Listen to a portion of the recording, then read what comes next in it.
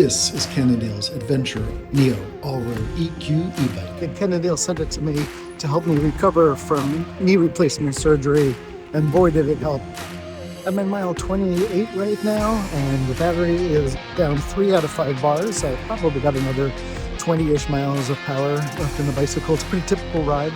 For me, a lot of up and down through these trails. There's a lot of little climbs, little steep climbs that you have to use the motor on. Most of the time I'm in the first power assist or the second power assist.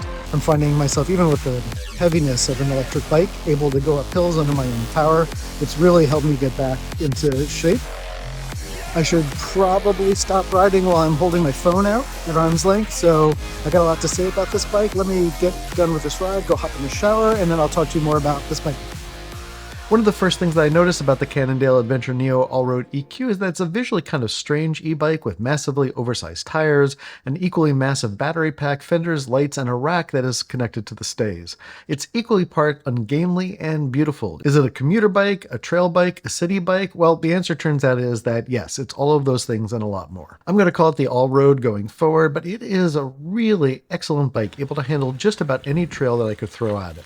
And unlike many of the e-bikes that I have reviewed, riding is incredibly fun on it. Riding a sub $2,000 e-bike to get back in shape for my well above $2,000 Cannondale Super 6 seemed like a good plan, and Cannondale agreed, sending me the Allroad to help me recover. Rise, dive.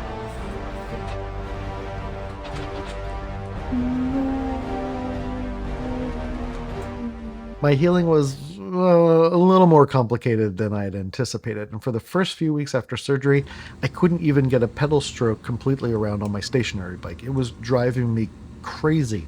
My knee would get to about 85 degrees of bend and then it wouldn't move anymore. So the Allroad sat there for a while, but instead of taunting me, it motivated to do more physical therapy and to get my ass back on a bike. It turned out to be an excellent choice and recovery bike thanks to those big compliant wheels that looked so strange to me in the first place. What I hadn't known about knee surgery is that with the bones healing, a knee jostling up and down from potholes and ruts would be incredibly painful. Ow.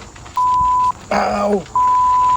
So I ran the pressure a bit low for my weight, which helped give me a little bit more cush with my push. My first ride on the Allroad EQ was actually joyous, and I really teared up while I was riding. For over a month, I had struggled just to pedal a stationary bike once, afraid that something was wrong after my surgery and that I would never ride again. Riding a bike after feeling hopeless about my prospects of riding was liberating in a way that bike riding is as a child. The Allroad is designed to go on trails and uneven terrain, so it doesn't look like your average e-bike. Since it's designed for bumpy and sketchy terrain, it's a bit overpowered when riding on an asphalt paved road, but not a bad kind of overpowered. But even with the lowest level of assistance on a flat road, pedaling mostly just activates the motor, but it also allowed me to go on errands and shopping knowing that I could strap things to the rack on the back of the bike and bring them home under my own power. If I were going to own this bike, and sadly I have to send it back to them, I would put panniers on it and I would use it for trails and at my local grocery store. Near my house is a beautiful trail in a state park alongside the Hudson River. And then after a few miles, the trail pitches up and then forks, and there are two choices. One is a 1-mile climb that averages 15%, and the other is a dirt trail that just kind of goes up and down and meanders through the local woods. The dirt trail would be the most sensible, most mild, with rolling paths and manageable climb. Naturally, I picked climb instead. I put my finger on the throttle. Oh my god, that's hard to say. I put my finger on the throttle, and I started up the climb. Even though the climb averages 15%, there are two steep sections of about 20%. The Allroad is equipped with a 250-watt hub motor, and on the road it has a lot of oomph. It did admirably well on the climb, although above a 10% grade you get really marginal assistance from the motor. But even with the throttle fully open, the bike still went up the hill, mainly at the speed of my pedaling, but my leg didn't fall off.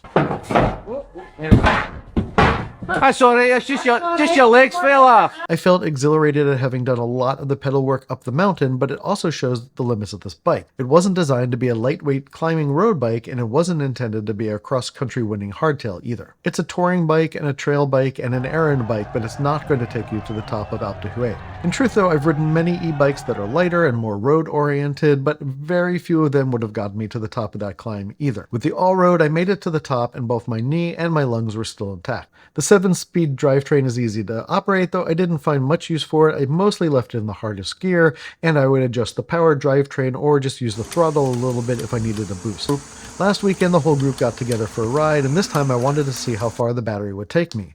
We did a typical route around our county with a total distance of 30 miles, where normally we would have done a 50 or 60 mile day. We had 1,500 feet of climbing on this ride, but I really didn't want to push either my knee or the battery power, so I spent a lot of the ride just sipping power from the battery originally. On the return trip, I kicked up the assistant a bit to ensure that I wasn't overdoing my knee. As we approached the last climb, which is just a gradual quarter of a mile through a park, the battery dropped from the second bar to the first bar. And then right there, as I was doing that last climb, the bike kind of stopped assisting me on the climb, and I could only kick in some power when the trailhead flattened out. This sounds like disappointing battery performance, but on a 30-mile ride on a relatively hilly route with a bike this heavy, that is an excellent level of performance. For a flat commute, I could easily hit the 40-mile mark on this bike. Those 30 miles with pedal assistance represent a mark in my recovery. I'm hoping to ride unassisted that length really soon, and I'm hoping to get back to my regular weekly rides of about 50 to 70 miles next season, but I'm also planning to have an e-bike around to go on fun excursions and explore trails and terrain I'm unfamiliar with. And really, I could not do better on those trips than with the Cannondale Adventure Neo Allroad EQ. What's your favorite e-bike, or are you one of those people who just don't like e-bikes? Let me know in the comments below.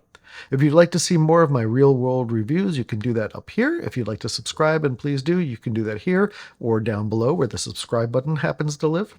For Dave Tries This, I'm David Schloss. As always, thanks so much for giving this a try.